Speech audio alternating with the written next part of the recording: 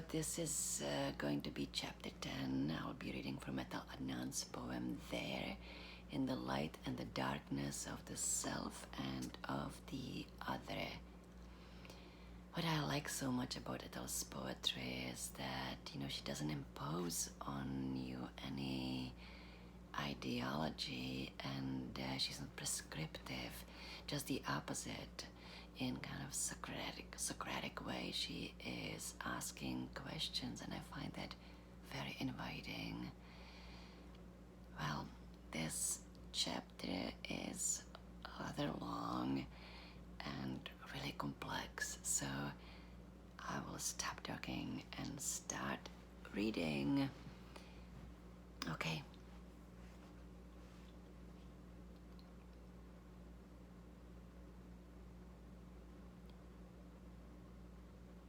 Or here in early morning.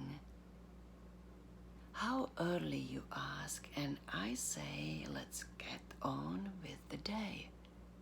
A conversation is always a political thing because it involves two entities, and the possibility of death interrupting it is always real, always there, and it could happen here anytime, by the stairs, the fountains, the music. And let's drink to things unsaid.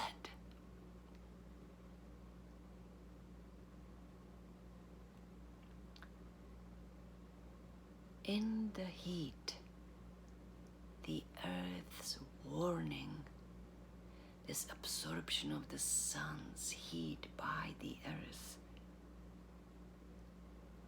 I try to reach you by the sweltering sea. Such a whiteness around me and such a distance between your letters and my answers.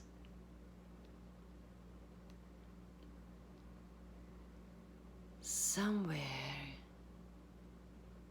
you could have been my father's anger. He who never said a word after he reached 40. And down there, under a white stone, whatever is left of his bones is asking for retribution. And the sea's answer is as well, so very gentle, while the air is waiting for her to signal. Sometimes immobility gives way to action. Which actions ought we to desire? Which city shall you inhabit?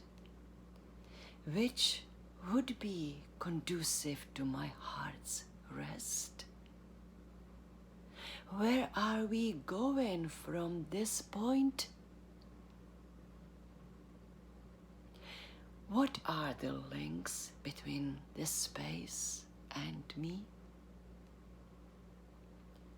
Where do questions on the infinity of time and space lead to? Civilizations built on revenge shall disappear. So would the others. Could we then go on thinking?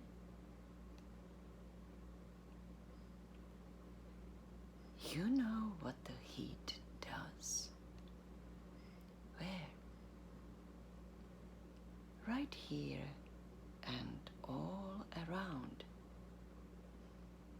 It melts one's spirit, creates surrender.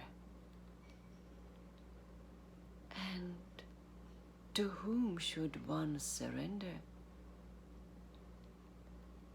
Would be easy to say to none. It would be a forbidden logic to say to all, to the enemy.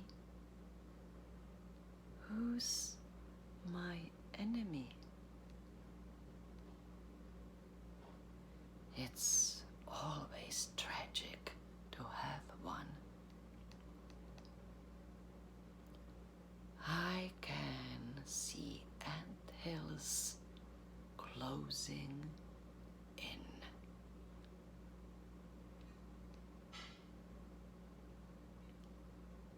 Sharpening one's mind with the knife of despair. A blank space. An arrow. There, in front of my eyes, the void. Big and cold. We must reverse the seasons for accommodating these corpses. We are producing not water, but blood. Thirst being a priority.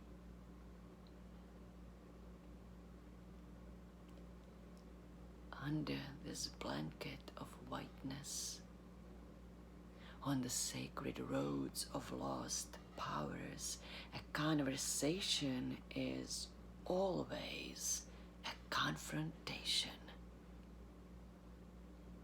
Words are particles of air disseminated by the wind. So much silence within one's arteries.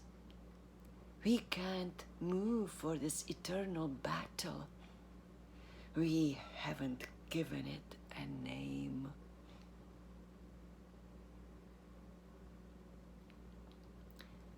There, as far as my eyes can recognize a dot from a fly, I see my accumulated journeys.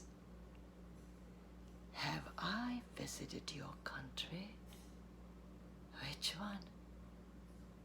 For how long? Do you claim any place as your own?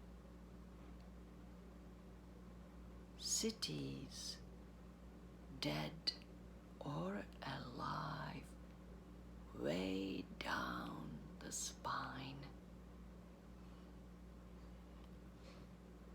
What is the fragrance of the myrtle tree?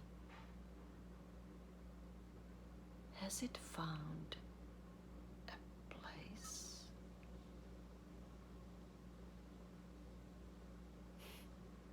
Has it found a place? Wow. Okay.